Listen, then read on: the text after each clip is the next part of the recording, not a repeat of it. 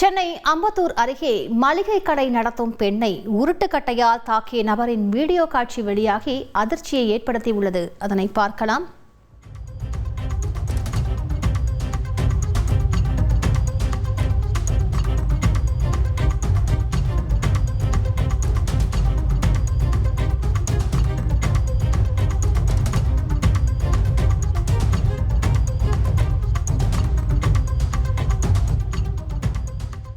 கூடுதல் விவரங்களை செய்தியாளர் தாமோதரன் வழங்கிட கேட்கலாம். தாமோதரன், வணக்கம். என்ன நடந்தது? எதற்காக அந்த பெண் தாக்கப்பட்டிருக்கிறார்? தற்பொழுது அவர் எப்படி இருக்கிறார்? இந்த தாக்குதலில் ஈடுபட்ட நபர் குறித்த விவரங்களை பதிவு பண்ணுங்க தாமோதரன்.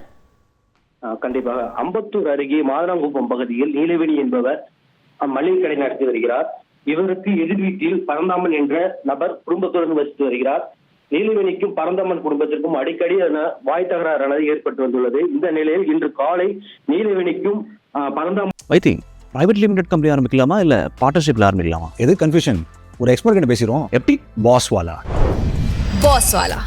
பி தி பாஸ் மனுக்கும் ஏற்பட்ட வாய் தகராறு முற்றிய நிலையில் ஆத்திரமடைந்த பரந்தாமன் உருட்டுக்கட்டை எடுத்துக்கொண்டு வெளியே நின்று கொண்டிருந்த நீலவேணியை சரமாரியாக தாக்கியுள்ளார். இதில் பலத்த காயமடைந்த நீலவேணி கை எலும்பு முறிவுற்ற நிலையில் உடனடியாக அருகில் இருந்தவர்கள் அவரை மீட்டு அரசு ஸ்டாலின் மருத்துவமனைக்கு அனுமதித்தனர்.